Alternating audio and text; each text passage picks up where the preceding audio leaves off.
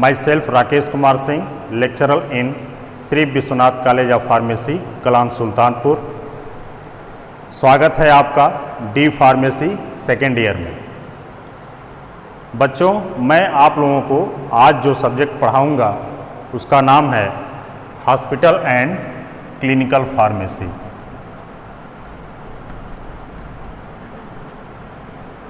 Hospital and clinical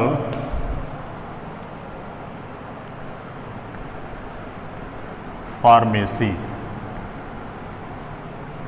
देखिए, ये दो चीज़ से मिलकर बना है, हॉस्पिटल फार्मेसी और क्लिनिकल फार्मेसी।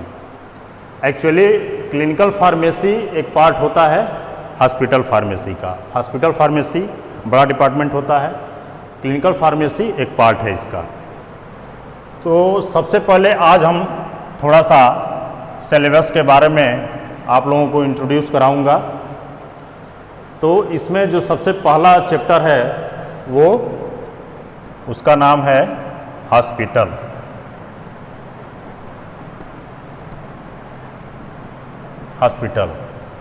हॉस्पिटल के बारे में पढ़ेंगे। तो हॉस्पिटल के बारे में सबसे पहले हम इसका डिफिनीशन पढ़ेंगे कि हॉस्पिटल होता क्या है। उसके बाद इसका फंक्शन पढ़ेंगे कि ये कैसे वर्क करता है।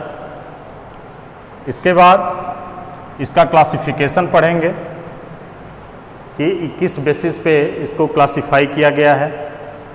आपको डिटेल में बताया जाएगा। जैसे कि आप लोग सुने होंगे कि बहुत सारे गवर्नमेंट हॉस्पिटल भी होते हैं, प्राइवेट हॉस्पिटल होते हैं, बड़े हॉस्पिटल होते हैं, छोटे हॉस्पिटल होते हैं, ग्रामीण स्तर पे, ब्लॉक स्तर पे, डिस्ट्रिक्ट स्तर पे, स्टेट लेवल पे, सेंट्रल लेवल पे। तो बहुत सारे 2-3 बेसिस हैं। उस हिसाब से हॉस्पिटल को कैसे क्लासिफाई किया गया है ये चीज़ हम पढ़ेंगे। और लास्ट में इसके ऑर्गेनाइजेशन के बारे में पढ़ेंगे कि हॉस्पिटल का ऑर्गेनाइजेशन कैसा होना चाहिए। जो अलग अलग डिपार्टमेंट हैं उसमें एक हॉस्पिटल में उनकी उनकी व्यवस्था कैसी होनी चाहिए। इसमें जो गवर्निंग बॉडी है या जो डायरेक्टर हैं उनके अंडर में कौन कौन से लोग आते हैं, कितने फिजिशियन आते हैं, कितने डॉक्टर्स हैं, डॉक्टर्स के बाद उनके अंडर में कितने फार्मासिस्ट वर्क करते हैं, फार्मासिस्ट के बाद कितने उनके अंडर में नर्सेस काम करती हैं। तो ये सारी चीज़ें हम ऑर्गेनाइजेशन में पढ़ेंगे। दूसरा जो चैप्टर है हॉस्पिटल फार्मेसी।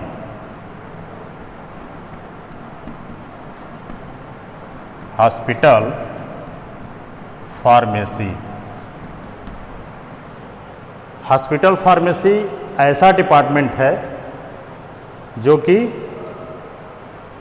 मेडिसिन को या अदर फार्मास्यूटिकल सप्लाइज को, जो मेडिसिन से रिलेटेड है, उसको स्टोर करता है और डिमांड के हिसाब से उसको पेशेंट तक कैसे डिस्ट्रीब्यूट किया जाता है वो चीज़ हम लोग हॉस्पिटल फार्मेसी में पढ़ेंगे। मेनली इसका काम स्टोर करना। इसके बाद ड्रग डिस्ट्रीब्यूटिंग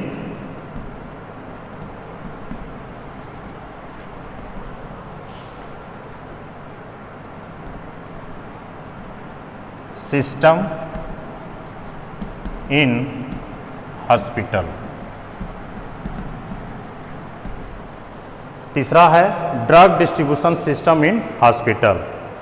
इसमें हम लोग देखेंगे कि जो भी मेडिसिन है या डोजेस फार्म है वो हॉस्पिटल फार्मेसी से पेशेंट तक, जो इन पेशेंट हैं,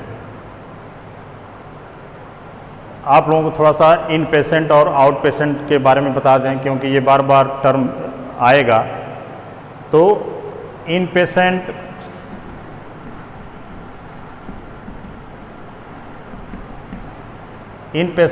ऐसे पेशेंट जो डॉक्टर को आके दिखाए हॉस्पिटल में और वो हॉस्पिटल में एडमिट हो गए, जैसे हफ्ते दिन के लिए 10 दिन के लिए अपना ट्रीटमेंट कराने के लिए वो एडमिट हो गए, हॉस्पिटलाइज हो गए। तो उस प्रकार के पेशेंट को क्या बोलेंगे? इन पेशेंट। और आउट पेशेंट ऐसे पेशेंट जो डॉक्टर को दिखाने के बाद हॉस्पिटलाइज नहीं होते हैं, एडमिट नहीं होते हैं, यानी वो डॉक्टर को दिखाने के बाद फिर चले जाते हैं, उनको क्या बोलेंगे? आउट पेशेंट बोलेंगे। ठीक है, तो ये जो हमारा ड्रग डिस्ट्रीब्यूशन सिस्टम है ये इन पेशेंट के लिए अवेलेबल है जो कि हॉस्पिटलाइज्ड हैं, एडमिट हैं। ठीक है, उसके बाद अगला है मैन्युफैक्चरिंग।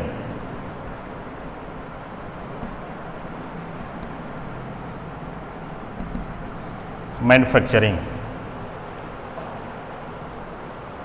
तो हॉस्पिटल फार्मेसी में एक चैप्टर है मैन्युफैक्चरिंग, बहुत बड़ा चैप्टर है। इसको डिटेल में आप लोग फार्मास्यूटिक्स फर्स्ट में पढ़े होंगे, फर्स्ट ईयर में, सेकेंड ईयर में भी पढ़ेंगे। मैन्युफैक्चरिंग नाम से ही क्लियर है कि फार्मास्यूटिकल जो प्रोडक्ट होते हैं वो कैसे बनते हैं, उसको आप लोग डिटेल में पढ़ते हैं फार्मास्यूटिक्स में। जैसे टैबलेट कैसे बनता है, कौन सी मशीनरी यूज होती है, सिरप कैसे बनता है, पाउडर कैसे बनता है, कैप्सूल कैसे बनता है, पेस्ट कैसे बनता है, ये सब चीज़ आप लोग मैन्युफैक्चरिंग में पढ़ते हैं। इसमें हम लोगों को मैन्युफैक्चरिंग में हॉस्पिटल फार्मेसी का क्या रोल है, क्या फंक्शन है, वो चीज़ हम लोग यहाँ देखेंगे। हमको मैन्युफैक्चरिंग से मतलब नहीं है। अगला टॉपिक है फार्मेसी एंड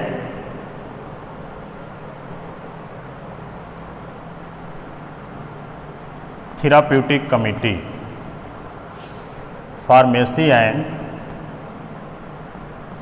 थेराप्यूटिक कमेटी, इसको शॉर्ट फॉर्म में हम पीटीसी भी कहते हैं। यह ऐसी कमेटी है, कमेटी नाम से ही क्लियर है, यह एक ऐसी समिति है जो सलाह देती है कि हॉस्पिटल को कैसे रन करना है या कराना है। यानी पेशेंट केयर के टाइम हॉस्पिटल को कैसे रन कराना होता है, ये चीज़ हम लोग किस में देखते हैं? फार्मेसी एंड थेराप्यूटिक कमेटी में पढ़ेंगे। इसके बाद जो अगला टॉपिक है ड्रग फार्मूलरी।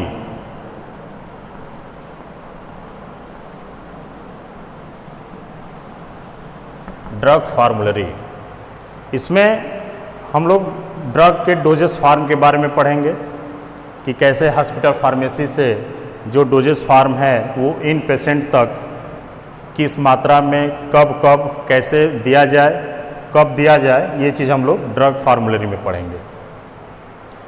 इसके बाद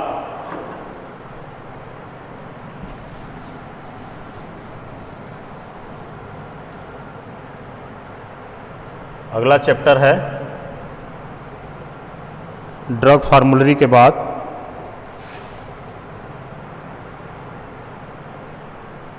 ड्रग इंफॉर्मेशन सर्विस और centre and drug information bulletin.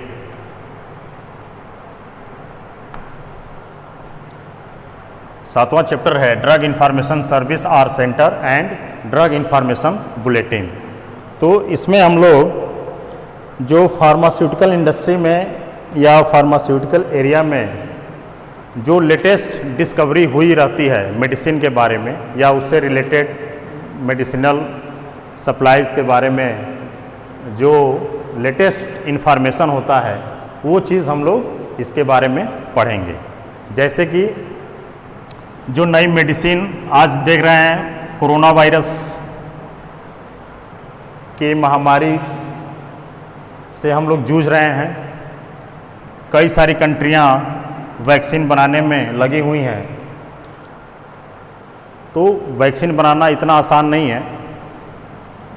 Vaccine तभी पूर्ण होगा जबकि इसको पेशेंट में इंट्रोड्यूस कराने के बाद कोई उसका ड्रग इंटरेक्शन ना हो, कोई उसका साइड इफ़ेक्ट ना हो, कोई उसका एडवर्स रिएक्शन ना हो, तभी वो मार्केट में लॉन्च होगी।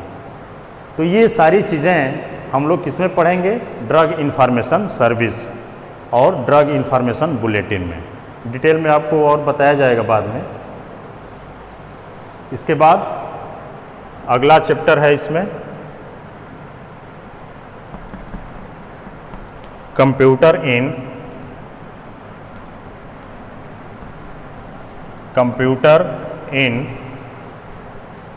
Hospital pharmacy.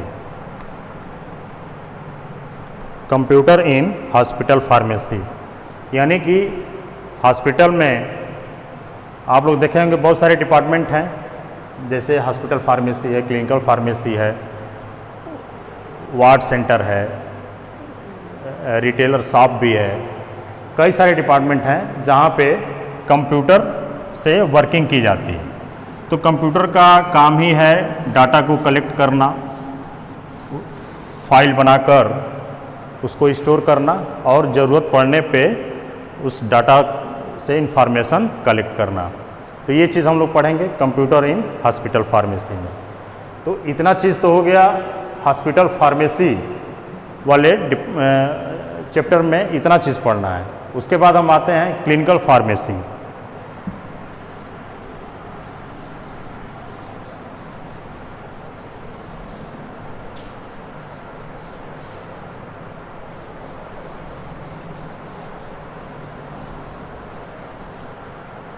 तो क्लिनिकल फार्मेसी में सबसे पहले हम इसका डिफिनीशन पढ़ेंगे कि क्लिनिकल फार्मेसी में होता क्या है।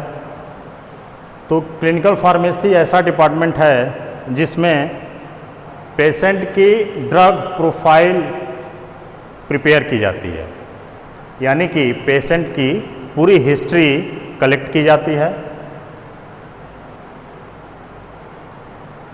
उसके बाद इसका रोल पढ़ेंगे, क्लिनिकल फार्मेसी का रोल क्या है, इसका स्कोप क्या है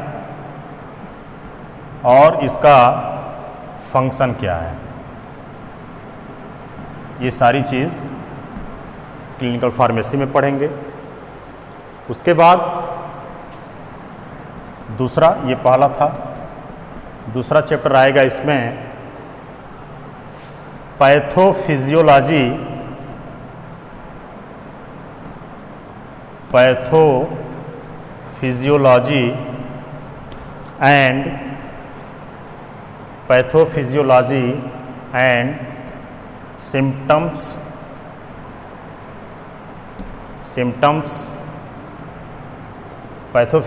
एंड सिम्टम्स ऑफ डिजीजेस।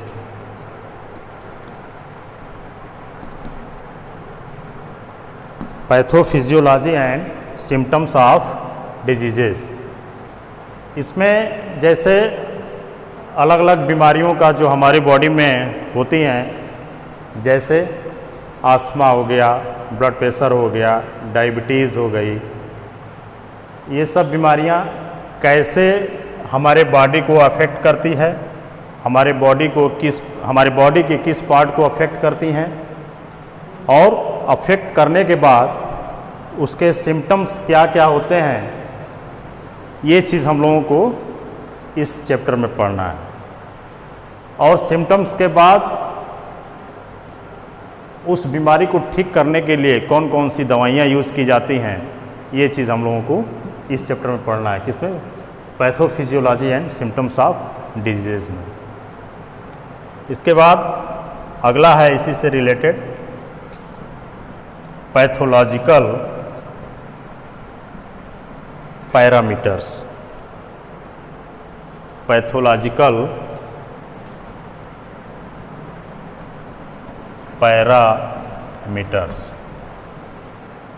इसमें जैसे आप लोग पैथोलॉजी में जाते हैं तो अलग अलग बॉडी पार्ट का चेकअप कराते हैं, जैसे आरबीसी काउंट कराते हैं, हीमोग्लोबिन, डब्ल्यूबीसी, जो भी यूरिन टेस्ट कराते हैं, एलएफटी कराते हैं, आरएफटी कराते हैं। तो जो आप लोग कराते हैं, जैसे हीमोग्लोबिन का आप लोग चेकअप कराने गए तो मेल में कितना उसका एवरेज वैल्यू होना चाहिए, फीमेल में कितना होना चाहिए, ये सब हम लोग पढ़ेंगे किसमें, पैथोलॉजिकल पैरामीटर्स में। इसके बाद जो अगला टॉपिक है drug interaction. Drug interaction, drug interaction दो प्रकार का होता है, जैसे फूड ड्रग इंटरैक्शन, और दूसरा है ड्रग इंटरैक्शन। जैसे फूड ड्रग इंटरैक्शन है पहला, कि अगर हम खाना खाए हैं, खाना खाने के बाद अगर कोई मेडिसिन ले रहे हैं हम, तो उस मेडिसिन का खाने के साथ क्या इंटरेक्शन हो रहा है, ये चीज़ हम लोग फूड और ड्रग इंटरेक्शन में पढ़ेंगे। जैसे कि अगर आप खाना खाने के बाद आयरन की गोली ले रहे हैं, ठीक है, खाना खाने के बाद आयरन की गोली ले रहे हैं, तो ये आयरन की गोली आपको 100% एब्जॉर्ब नहीं होगा, या इरिटेशन होगा, हो सकता है स्टमक पेन भी हो। तो इसीलिए डॉक्टर जब आयरन की गोली देता है तो कहता है कि खाली पेट इसको खाइए। संयोग से आयरन की गोली आप लेते समय और दूसरी कोई दवा खा रहे हैं, जैसे फेनिटोइन है, तो ये फेनिटोइन क्या करता है, आयरन के एब्जॉर्प्शन को डिक्रीज करता है। ये फेनिटोइन आयरन के एब्जॉर्प्शन को क्या करेगा, डिक्रीज करेगा।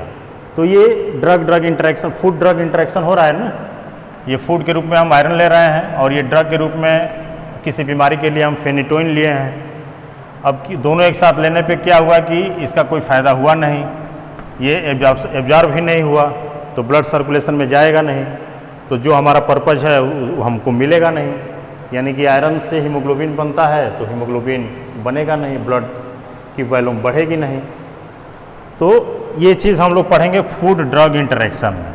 इसी प्रकार ड्रग इंटरेक्शन है, यानी कि कई सारी दवाइयाँ एक साथ खाते हैं या लेते हैं, तो डॉक्टर वही दवा प्रिस्क्राइब करेगा जो कि सेफ होगा पेशेंट के लिए, वो इंटरेक्शन एक दूसरे से नहीं करेगा, यानी बॉडी के लिए हार्मफुल ना हो, वही डॉक्टर प्रिस्क्राइब करता है।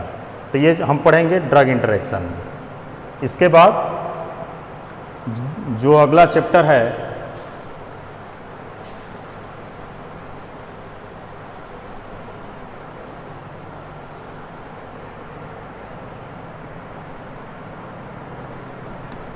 ड्रग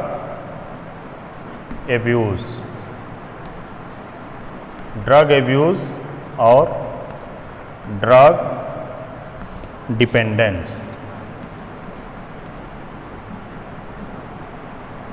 ड्रग एब्यूज़ और ड्रग डिपेंडेंस, यानी कि ड्रग एब्यूज़ जो नॉर्मल डोज पेशेंट को दिया जा रहा है, अगर वो एक्सेस हो गया, एक्सेस में लेने लगे किसी कारणवश, उसको जानकारी नहीं है, तो वो एक्सेस ड्रग हमारे बॉडी पे क्या इफ़ेक्ट करेगा, उससे क्या नुकसान होगा पेशेंट को, ये चीज़ सारी चीज़ें ड्रग एब्यूज़ के बारे में पढ़ेंगे।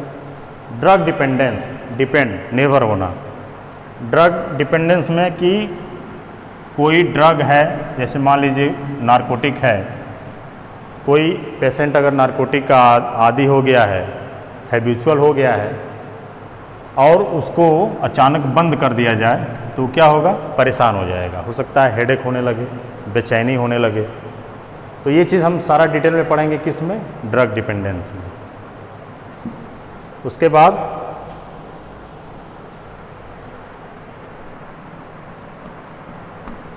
ड्रग एब्यूज़ और ड्रग डिपेंडेंस के बाद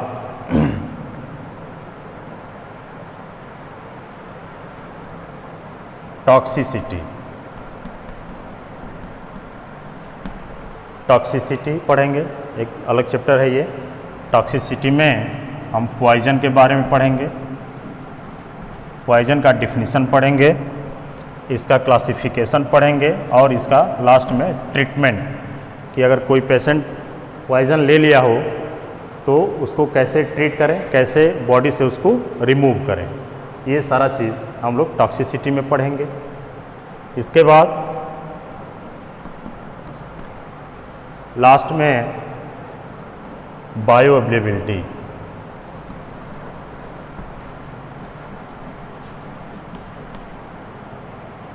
बायो अवेलेबिलिटी,